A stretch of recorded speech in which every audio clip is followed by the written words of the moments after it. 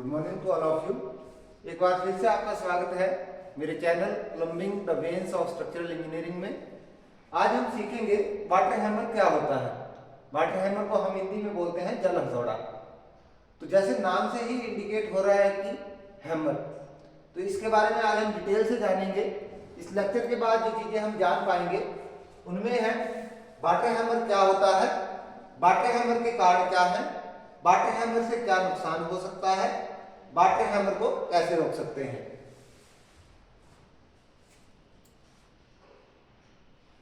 तो आइए जानते हैं कि वाटर हैमर है क्या। वाटर हैमर हाइड्रोलिक शॉक या हाइड्रोलिक सर्ज नामक घटना के लिए अधिक जाना जाने वाला शब्द है। वाटर हैमर प्रभाव पाइपों में पानी के दबाव में वृद्धि के परिणाम स्वरूप होता है। वाटर हैमर एक कर्कश शोर का कारण बनता है, ठीक उसी तरह जैसे एक हथौड़ा किसी वस्तु पर चोट करता है। इसलिए आमतौर पर वाटर हैमर को इस शोर को वाटर हैमर के नाम से जाना जाता है। अगर मैं सिंपल भाषा में बोलूं तो वाटर हैमर एक ऐसा शोर है जो पाइपों से उत्पन्न होता है। ये शोर उत्पन्न क्यों होता है? क्योंकि जो हाइड्रोलिक शॉक या सर्ज है, जब वो पैदा होता है पाइपों में, तब ये प्रभाव जो है उत्पन्न होता है। इसके कारण क्या है? जैसे कई बार हम एकदम बॉल बंद कर देते हैं तो जो भी जल या द्रव पाइप में से बह रहा है वह अपनी गति को उस टाइम ही नहीं रोक देता, वह एकदम जाके उस बॉल से टकराता है, जिससे क्या होगा, एक वेव पैदा होती है। उसी चीज को हम वाटर हैमर बोलते हैं। इसको हम डिटेल में समझते हैं।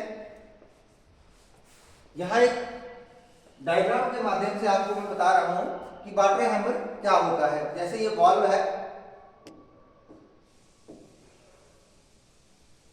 पाइप में एक बॉल्व लगा हुआ है,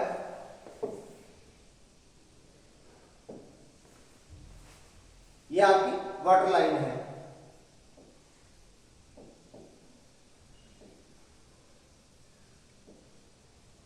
तो हम देख रहे हैं इस वाटर लाइन में अभी पानी रुका हुआ है क्योंकि बॉल्व यहां से बंद है। जैसे ही हम इस बॉल्व को ओपन करेंगे, जैसे आप देख रहे हो इसका लीवर जैसे हमने उठा दिया तो ये बॉल्व यहां से, इसका जो गेट है ये उठ जाएगा और पानी जो है इस पाइप में से फ्लो करना शुरू कर देगा। अब पानी कंटिन्यू इसमें से फ्लो हो रहा है। जैसे ही एकदम हमने ये जो हमारा बॉल्व है,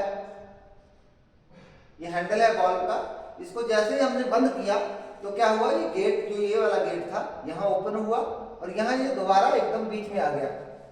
तो इससे क्या हुआ, जो पानी बह रहा था उसकी गति एकदम रुक गई। जब पानी एकदम रुका तो जो इस पाइपलाइन में पानी था वो क्या हुआ, जाकर इस बॉल्व के गेट से टकरा गया। तो जो पानी सीधी लाइन में चल रहा था उसने एकदम ऐसे जिगजैग फॉर्म ले ली। तो इस चीज को हम बोलेंगे हाइड्रोलिक शॉक। इसका कारण की अगर हम यहाँ बात करें तो वाटर हैमर जो है आम समस्या है, ये कभी भी उत्पन्न हो सकती है।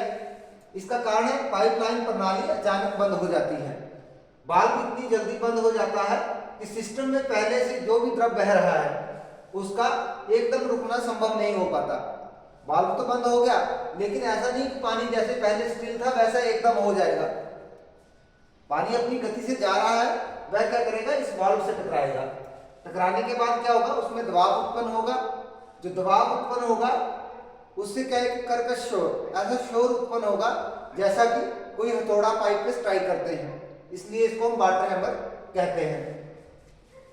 बॉल्व बंद होने के अलावा अचानक दिशा परिवर्तन, अगर फ्लो की एकदम से दिशा बदली जाए तब भी क्या होगा, जो फ्लो एक सीधी दिशा में जा रहा था उसने दिशा बदलनी है।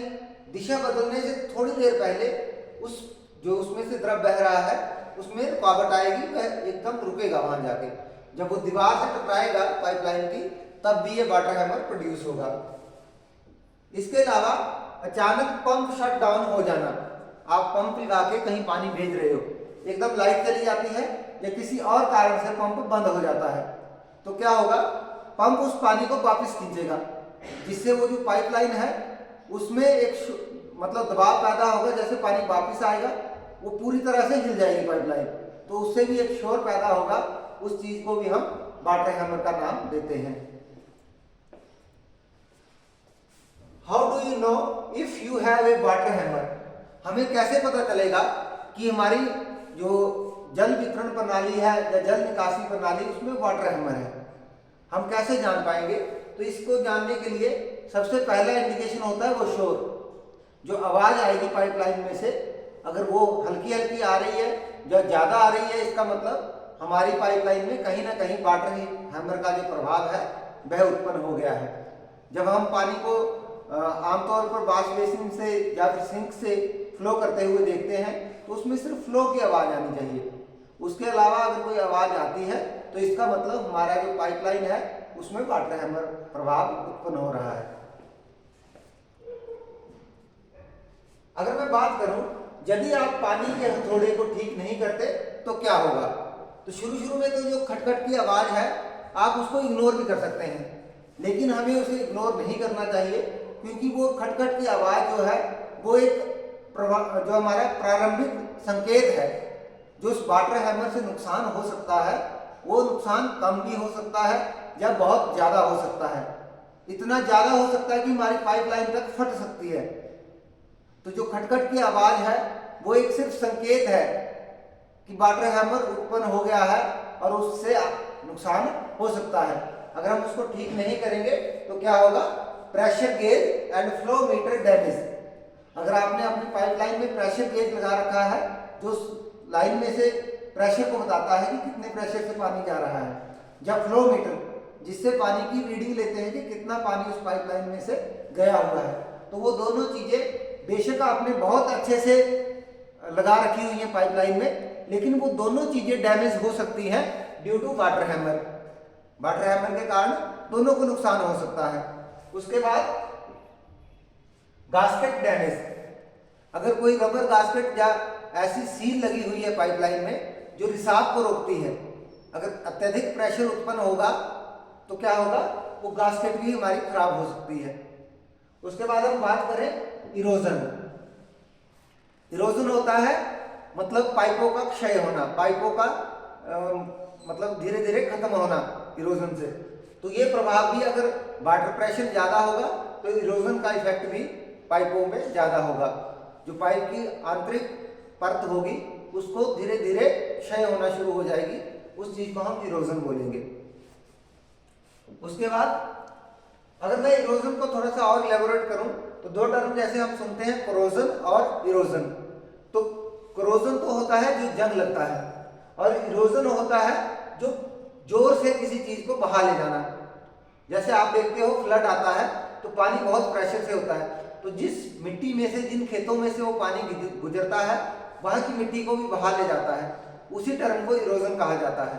तो वही जो है पाइपलाइन के साथ होता है, उसके आंतरिक परत जो है उसको पानी अपने साथ बहाना शुरू कर देता है, या जो भी उसमें द्रव है, चाहे वो स्टीम है, चाहे वो एयर है, चाहे वो वाटर है, तो वो पानी को पाइप के आंतरिक परत को अपने साथ ले जाना शुरू कर देते हैं। उसके बाद ब्रस्ट पाइप्स। तो अगर कई बार ऐसा होता है ये वाटर हैमर का प्रभाव इतना बढ़ जाता है कि हमारी जो पाइपलाइन है वो ब्रस्ट हो सकती है, वो फट सकती है। इसके बाद पानी के हथौड़े को कैसे ठीक करें, मतलब वाटर हैमर जो है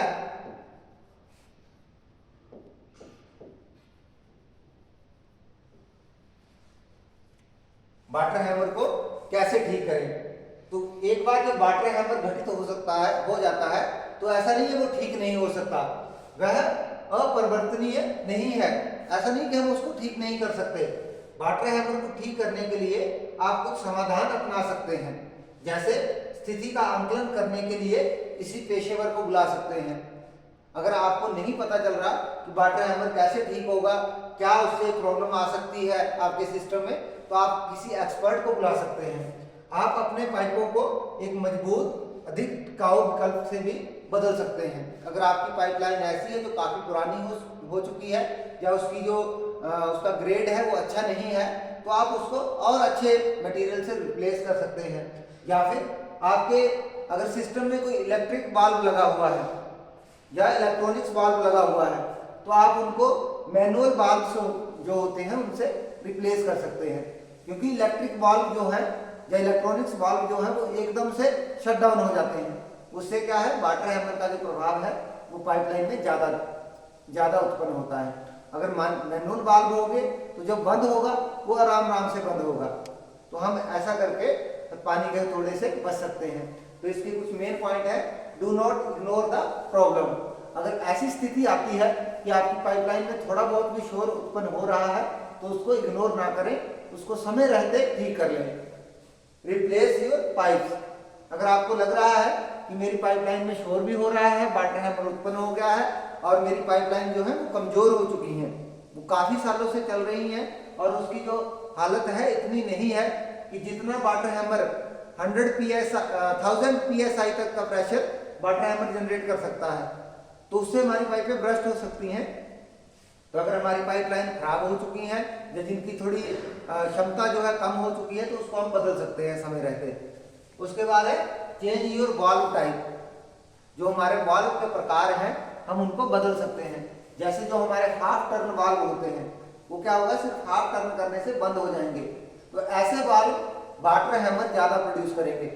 तो हम गेट वाल्व का यूज कर सकते हैं, क्योंकि गेट वाल्व जब भी ओपन होता है, जब बंद होता है तो उसको हमें क्लॉकवाइज काफी देर तक घुमाना पड़ता है, जिससे वो एकदम अब्रप्टली मतलब एकदम से बंद नहीं होता, बहुत टाइम लगने के बाद वो बंद होता है, जिससे फ्लो ऑटोमेटिकली धीरे धीरे अपनी स्पीड कम कर चुका होता है। जो उसमें से पानी का फ्लो स्पीड है वो कम हो जाती है।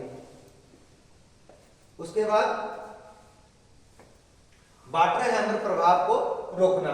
वाटर हैमर को रोकने के लिए आपको पाइपों की थोड़ी सी जांच करना और यह सुनिश्चित करना शामिल है कि वह सही स्थिति में है या नहीं।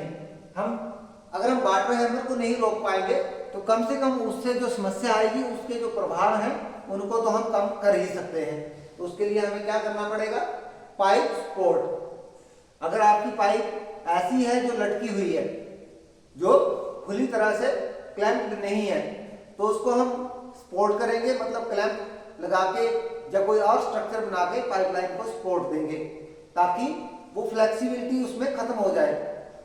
पाइप अगर रिजिडली किसी चीज से बंधी हुई है, क्लैंप हुई है, तो जो वाटर हैमर का प्रभाव है तो हमारी पाइप वाइब्रेट नहीं करेगी, तो उसके डैमेज होने के चांसेस कम हो जाएंगे। अगर पाइप में वाइब्रेशन ज्यादा होगी तो हमारे जो जॉइंट हैं वो भी खुल सकते हैं। उसके बाद है एयर कैम्बर। जो वाल्व है उनके पास ज्यादातर पाइपें एयर कैम्बर के साथ आती हैं। अगर एयर कैम्बर वाल्व के पास होगा तो पानी एकदम वाल्व से नहीं टकराएगा, वो पहले एयर कैम्बर से टकराएगा, जिससे पानी की जो फ्लो स्पीड है वो कम हो जाएगी, जिससे हमारे वाल्व को नुकसान नहीं होगा। उसके बाद है नो स्लैम चेक वाल्व। आपकी पाइपलाइन प्रणाली में ऐसे वाल्व नहीं होने चाहिए जो एकदम बंद हो जाएं, जैसे इलेक्ट्रॉनिक्स वाल्व। आप इलेक्ट्रॉनिक्स वाल्व को अगर आप मैनुअली हैंडल नहीं करना चाहते तो आप उनको रिप्लेस कर सकते हैं इलेक्ट्रिक वाल्व जो मोटर से ऑपरेट होते हैं। मोटर से ऑपरेट होने का मतलब मोटर चलेगी, जैसे हम मैनुअली घुमाते हैं वैसे मोटर घुमाएगी, लेकिन उसमें भी थोड़ा सा टाइम लगेगा, जिससे वाटर हैमर जो है उसका प्रभाव कम हो जाएगा। तो जो हमारे इलेक्ट्रॉनिक्स वाल्व हैं वह सबसे ज्यादा मतलब कारण बनते हैं वाटर हैमर के। वाटर हैमर का जो प्रभाव है वो इलेक्ट्रॉनिक्स वाल्व के कारण सबसे ज्यादा उत्पन्न होता है। उसके बाद है install steam lines with A gradual strokes. अगर आपकी पाइपलाइन स्टीम ले जा रही है, पानी नहीं ले जा रही, तो उसकी एक प्रॉपर स्लोप होनी चाहिए। ग्रेजुअल मतलब जैसे ऐसे नहीं कि एकदम टेपर। ग्रेजुअल का मतलब होता है बिल्कुल थोड़ी सी, ऐसे एकदम टेपर नहीं होनी चाहिए स्लोप। जितनी कम स्लोप रहेगी, स्लोप उतनी होनी चाहिए जो फ्लो करा सके, जो उसमें से द्रव बह रहा है उसको फ्लो कर दे। उससे ज्यादा स्लोप होगी तो क्या होगा, पानी एकदम गति से जाएगा, वाल्व बंद होगा, पानी एकदम गति से रुक जाएगा। जब पानी की गति बहुत ज्यादा है और वाल्व बंद होता है तब जो सर्ज वेव जो मैं आपको बता रहा था, इस तरह की वेव जो है, जैसे ये हमारी वेव्स आपको मैं बता रहा हूँ, ये वाली जो वेव्स हैं सर्ज वेव, अगर स्लोप ज्यादा है तो ये ज्यादा प्रभाव डालती हैं, जिससे हमारी पाइपलाइन के जब जो हमारा प्लम्बिंग सिस्टम है उसके ब्रस्ट होने के चांसेस बढ़ जाते हैं। तो आशा करता हूँ कि आपको वाटर हैमर का जो हमारा टॉपिक था वो अच्छे से समझ आ गया होगा। आज के लेक्चर में इतना ही, मिलते हैं नेक्स्ट वीडियो में। Thank you.